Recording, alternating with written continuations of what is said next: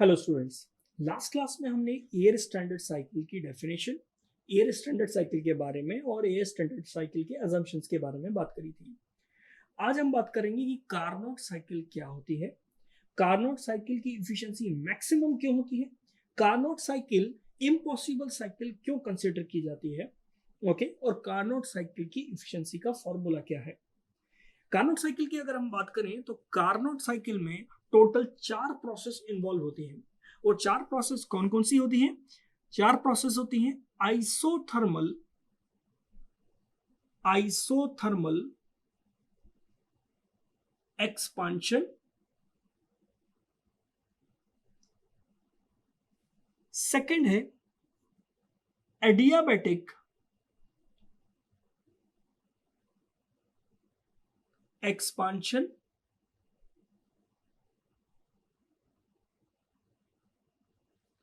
Third है isothermal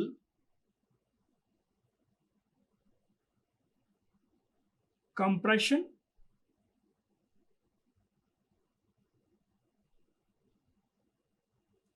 fourth point है adiabatic compression.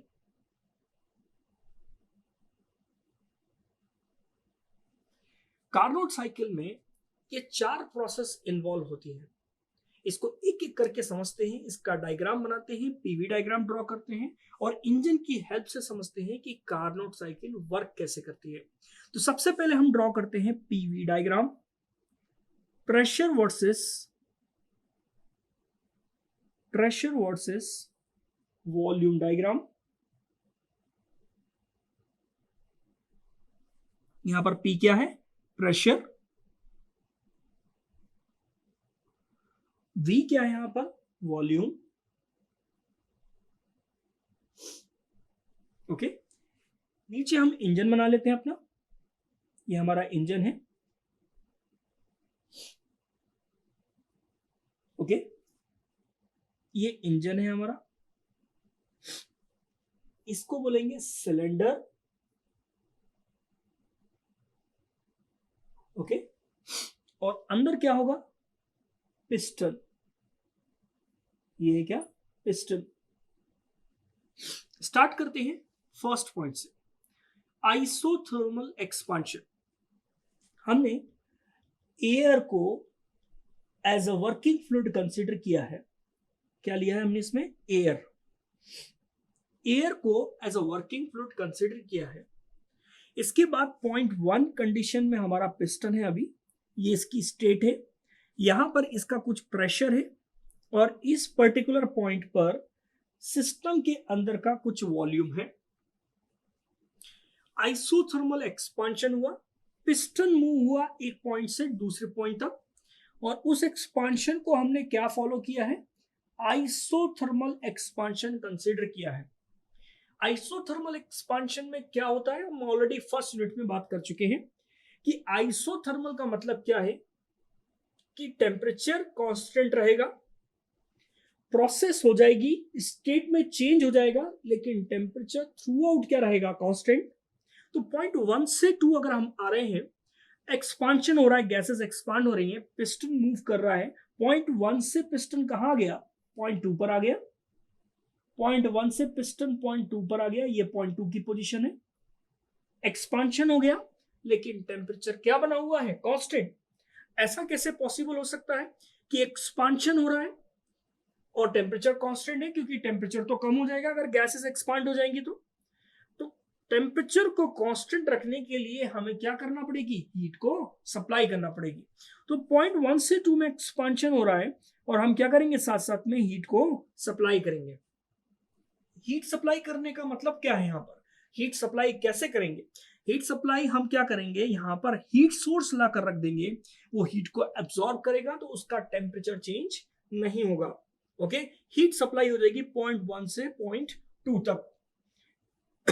Heat supply हो जाएगी तो आइसोथर्मल प्रोसेस में टेम्परेचर क्या रहेगा? कांस्टेंट रहेगा।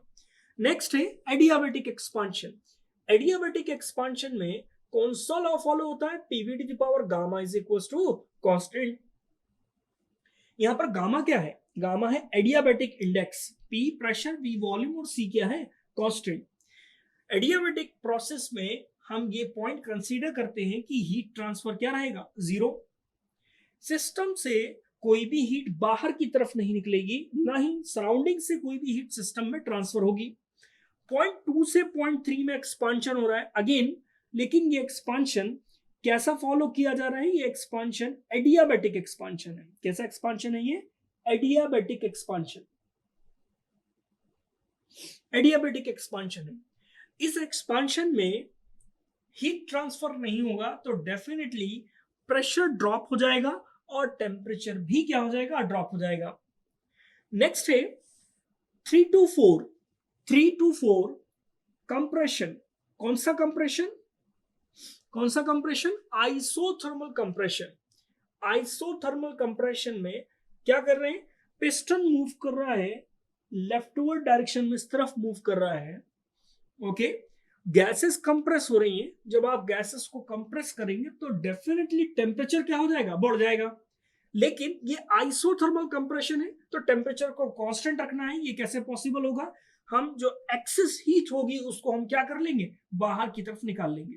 कैसे कर सकते हैं इसको, हम क्या करेंगे, सिंक को अटैच कर देंगे। ये एक्सेस हीट को क्या कर लेगा, एब्जॉर्ब कर लेगा और टेम्परेचर क्या हो जाएगा, कांस्टेंट हो जाएगा। ओके, तो 0.3 से 0.4 की तरफ पिस्टन मूव कर रहा है, ये हमारा 0.4 है। ओके, ये 0.4 है।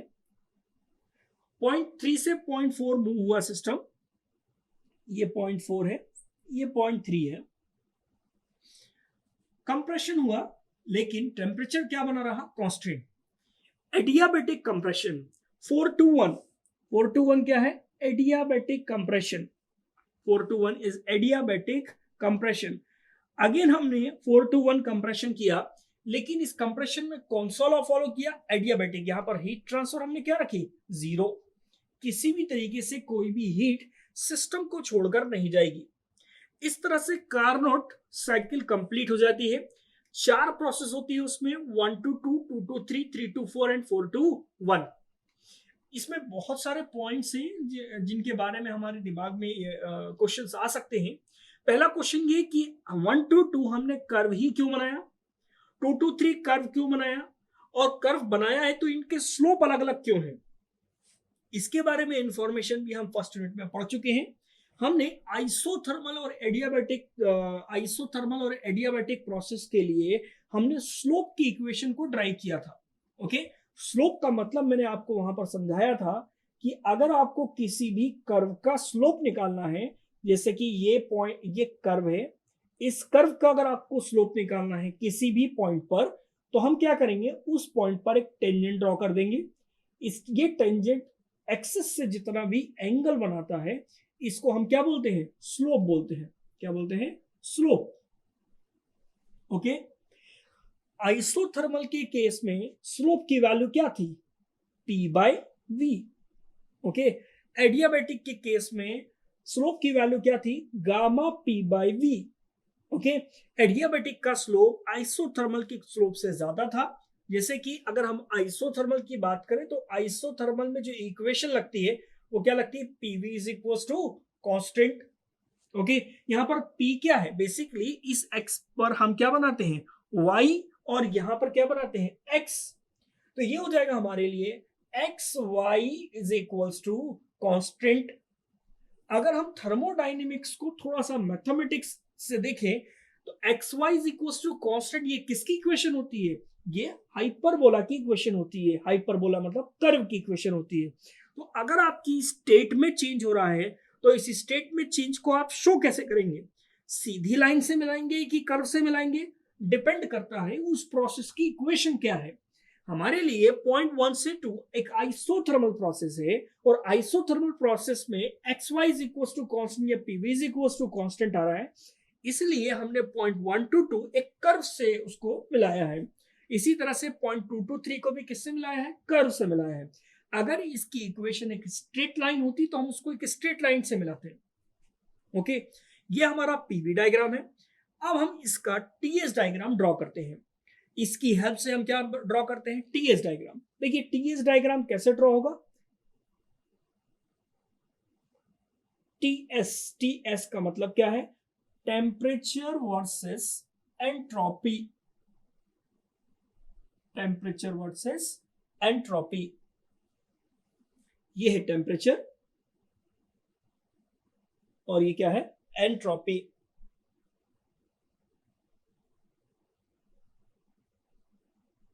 Okay, temperature versus entropy. ध्यान देते हैं, वन से टू प्रोसेस, वन से टू प्रोसेस कौन सी प्रोसेस है? Isothermal expansion. आइसोथर्मल एक्सपांशन में देखिए, पॉइंट 1 to 2 में प्रेशर ड्रॉप हो रहा है, वॉल्यूम बढ़ रहा है, लेकिन टेम्परेचर कांस्टेंट है। तो पॉइंट 1 अगर हम ये कंसीडर करें कि हमारे सिस्टम की कंडीशन 1 पर क्या थी, उसका कुछ टेम्परेचर होगा सिस्टम के अंदर और उसकी कुछ एंट्रोपी होगी। ओके, इसको हमने S1 बोल दिया और इसको हमने क्या बोल दिया? T1। क्लियर? पॉइंट 1 से पॉइंट 2 आ रहे हैं हम, आइसोथर्मल है, मतलब टेम्परेचर कांस्टेंट है। अब टेम्परेचर कांस्टेंट है तो हम ऊपर या नीचे नहीं जा सकते, हमें बिल्कुल स्ट्रेट ही जाना पड़ेगा, क्योंकि टेम्परेचर क्या बना हुआ है? कांस्टेंट। हम इस डायरेक्शन में ही क्यों गए, इस डायरेक्शन में क्यों नहीं गए? क्योंकि आप ये देख रहे हैं कि एक्सपांशन हो रहा है और हम क्या कर रहे हैं? हीट सप्लाई कर रहे हैं। ओके, 3 to 4 में हम हीट को क्या करेंगे? रिजेक्ट करेंगे। जब भी हीट सप्लाई या हीट रिजेक्ट होती है तो एंट्रोपी में क्या आ जाता है? चेंज आ जाता है। ये बात हम ऑलरेडी कर चुके हैं फर्स्ट यूनिट में कि एंट्रोपी चेंज कैसे होती है। एंट्रोपी का मतलब क्या होता है? एंट्रोपी का क्या मतलब होता है? It is the randomness of a molecule. और मॉलिक्यूल की रैंडमनेस कब चेंज होगी? जब आप या तो हीट सप्लाई कर देंगे या तो हीट को बाहर निकाल लेंगे। तो पॉइंट 1 to 2 देखिए, पॉइंट 1 to 2 में हमने क्या किया? हीट को सप्लाई कर दिया, तो डेफिनेटली एंट्रोपी तो क्या हो जाएगी? बढ़ जाएगी। पॉइंट 2 पे देखिए एंट्रोपी बढ़ गई और एंट्रोपी की वैल्यू कितनी हो गई? S2।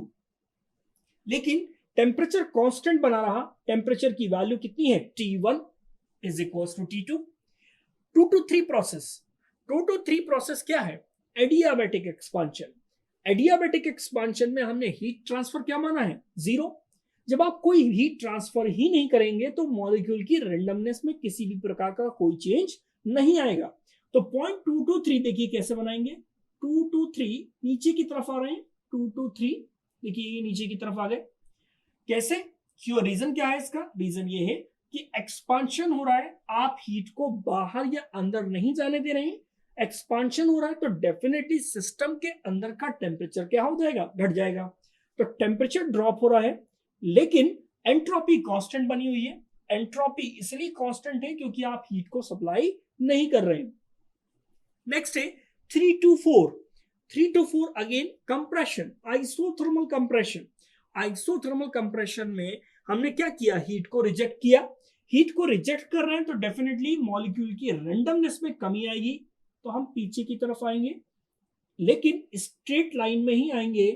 ये पॉइंट हमारा 4 है, क्योंकि ये प्रोसेस कौन सी है? आइसोथर्मल। पॉइंट 3 का जो टेम्परेचर होगा वही टेम्परेचर किसका होगा? पॉइंट 4 का होगा। 4 to 1, 4 to 1 कैसी प्रोसेस है? 4 to 1 है एडियाबैटिक कंप्रेशन। एडियाबैटिक कंप्रेशन में हम क्या कर रहे हैं? नीचे से ऊपर की तरफ जा रहे हैं, नीचे से ऊपर की तरफ जा रहे हैं। कैसे? एडियाबैटिक कंप्रेशन में S1 is equal to S4, entropy में कोई चेंज नहीं आएगा। ओके, लेकिन टेम्परेचर बढ़ जाएगा क्योंकि आप गैसेस को क्या कर रहे हैं? कंप्रेस कर रहे हैं। ओके, तो ये हमारा डायग्राम है, ये पीवी डायग्राम है और ये क्या है? टीएस डायग्राम है। पीवी और टीएस डायग्राम की हेल्प से हम क्या करेंगे? कार्नोट साइकिल की इफिशियंसी को ड्राइव करेंगे। ओके, इफिशियंसी का फॉर्मूला क्या होता है? इफिशियंसी का जो फॉर्मूला होता है वो होता है आउटपुट अपॉन इनपुट। ये एफिशिएंसी का फॉर्मूला होता है। ओके, आउटपुट कैसे कैलकुलेट करेंगे? Heat supply minus heat rejected. जितनी हमने हीट सप्लाई करी, मान के चलिए 100 किलो जूल हमने हीट सप्लाई करी और 500 किलो जूल हीट रिजेक्ट हो गई, तो 500 कहाँ गया? वर्क में चला गया। तो आउटपुट हम कैसे कैलकुलेट करते हैं? Heat supply minus heat rejected divided by input क्या होगा? Heat supply. ओके, इफिशियंसी का जो फॉर्मूला है वो फॉर्मूला क्या रहा है? 1 minus heat rejected divided by heat supply, ये है एफिशिएंसी का फॉर्मूला। ओके, ये एफिशिएंसी का फॉर्मूला है। यहां पर हमें कैलकुलेट करना होगा हीट रिजेक्टेड और हीट सप्लाई। ओके, तो हम बात करते हैं अब हीट सप्लाई के बारे में। हीट सप्लाई,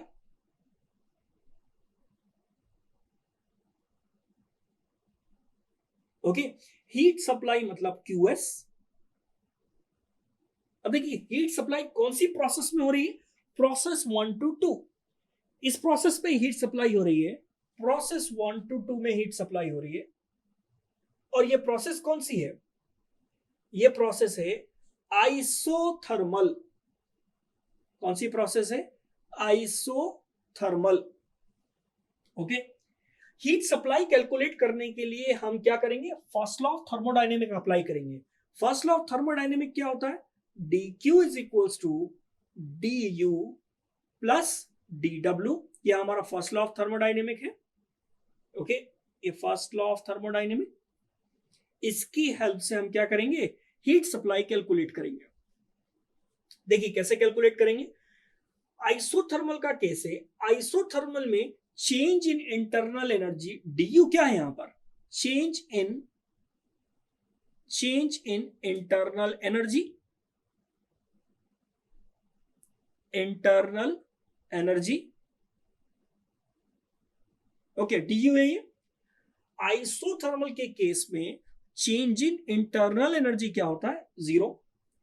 इसके पीछे सिंपल सा कंसेप्ट है। उस कंसेप्ट क्या है कि अगर आप हीट सप्लाई कर रहे हैं और आप ये चाह रहे हैं कि सिस्टम की एनर्जी में कोई चेंज नहीं आए, तो जितनी आप हीट सप्लाई करेंगे उतना ही आप वर्क ले लेंगे, तब इंटरनल एनर्जी में कोई भी चेंज नहीं आएगा। ओके, तो dq तब जाकर क्या होगा, वो आइसोथर्मल प्रोसेस बनेगी। ओके, अगर इंटरनली कुछ भी एनर्जी सेव हो गई जाकर, तो उसका टेम्परेचर क्या हो जाएगा, बढ़ जाएगा मॉलिक्यूल का। इसलिए हम क्या करते हैं, जितनी हीट सप्लाई करते हैं उतना ही क्या हो जाता है, वर्क हो जाता है। ओके, तो यहां पर heat supply is equal to work done, heat supply is equal to work done. Work done जो के है फॉर्मूला, वो कैसे कैलकुलेट किया जाता है, इंटीग्रेशन पीडीवी, इंटीग्रेशन पीडीवी। इस फॉर्मूले से हम क्या करेंगे, हीट सप्लाई कैलकुलेट करेंगे। क्या कैलकुलेट करेंगे, हीट सप्लाई। ओके, दूसरा ऑप्शन हमारे पास क्या है, दूसरा ऑप्शन है हमारे पास हीट सप्लाई कैलकुलेट करने का टीएस डायग्राम से। हमने थर्मोडायनेमिक्स के फर्स्ट यूनिट में पढ़ रखा है कि टीएस डायग्राम में एरिया अंडर द कर्व आपको हीट सप्लाई और हीट रिजेक्टेड देता है। ओके, तो अगर हम पॉइंट 1 to 2 से पॉइंट 1 to 2 की कर्व्स की हेल्प से हम हीट सप्लाई कैलकुलेट करना चाहें तो कैसे कैलकुलेट कर सकते हैं, पॉइंट 1 से 2 के नीचे का जितना भी एरिया आपको दिखाई दे रहा है, ये आपको क्या दे देगा, हीट सप्लाई। देखिए हीट सप्लाई हम कैलकुलेट कर रहे हैं कैसे, ये आपका टीएस डायग्राम है, टीएस डायग्राम, ये आपका पॉइंट 1 और ये पॉइंट 2 है।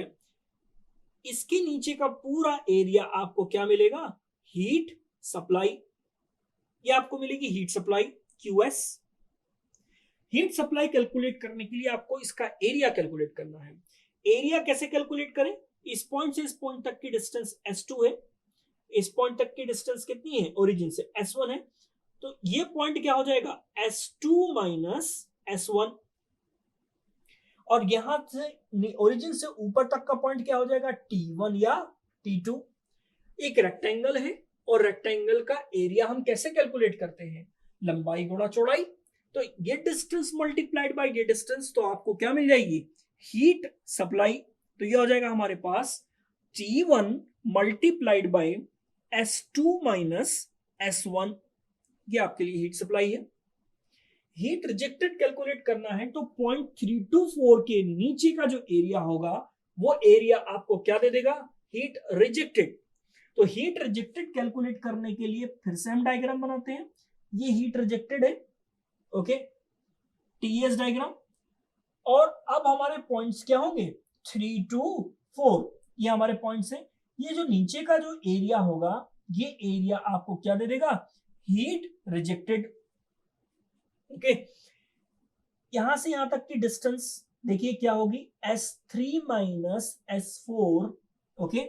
और यहां से नीचे से ऊपर तक की जो डिस्टेंस है वो क्या हो जाएगी, T4 और T3, क्लियर। तो ये एरिया आप कैलकुलेट कर रहे हैं, तो एरिया से हमें आपको क्या मिल रहा है, heat rejected T4S3 minus S4। हमें इफिशिएंसी निकालने के लिए हीट रिजेक्टेड चाहिए थी और हीट सप्लाई चाहिए थी। तो यहां से हमारे पास हीट रिजेक्टेड और हीट सप्लाई आ चुका है। हमें ये मालूम है कि S3 S2 के बराबर है, ओके। S3 किसके बराबर है, S2 के, और S4 किसके बराबर है, S1 के बराबर है। तो यहां पर हीट रिजेक्टेड का जो फॉर्मूला है वो फॉर्मूला क्या आ जाएगा, S2 माइनस S1। ये इसको फॉर्मूले में पुट करते हैं, efficiency is equals to heat rejected divided by heat supply 1 minus heat rejected T4 S2 minus S1 divided by T1 S2 minus S1। ये कैंसिल आउट हो गया, ओके। तो इफिशिएंसी का जो फॉर्मूला आ गया हमारे पास वो क्या आ गया, 1 माइनस T4 बाय T1। ये आपका इफिशिएंसी का फॉर्मूला है कार्नोट साइकिल की। यहां पर T4 और T1 को जनरलाइज्ड कर देते हैं। T4 और T1 का मतलब क्या है, T1 और T2 बराबर हैं तो इसको हम बोलेंगे हायर टेम्परेचर। T4 और T3 बराबर हैं तो इसको हम क्या बोलेंगे, लोअर टेम्परेचर। तो फॉर्मूला किस तरह से चेंज हो जाएगा, हो जाएगा 1 minus T lower divided by T higher. ये है इफिशिएंसी का फॉर्मूला, ओके। तो हमने ये देखा कि इफिशिएंसी के फॉर्मूले में सिर्फ टेम्परेचर की टर्म्स आ रही हैं। तो कार्नोट साइकिल की इफिशिएंसी पूरी तरीके से किस पर डिपेंड करती है, टेम्परेचर पर डिपेंड करती है। अब हम नेक्स्ट क्लास में बात करेंगे कि कार्नोट साइकिल की इफिशिएंसी को इंक्रीज कैसे किया जाए, चेंज कैसे किया जाए, किस कौन से पैरामीटर हैं जिससे कि कार्नोट साइकिल की इफिशिएंसी हम बढ़ा सकते हैं। इसके बाद हम बात कर रहे हैं कि कौन से ऐसे पॉइंट्स हैं जिनकी वजह से कार्नोट साइकिल इम्पॉसिबल साइकिल है, ओके। Thank you.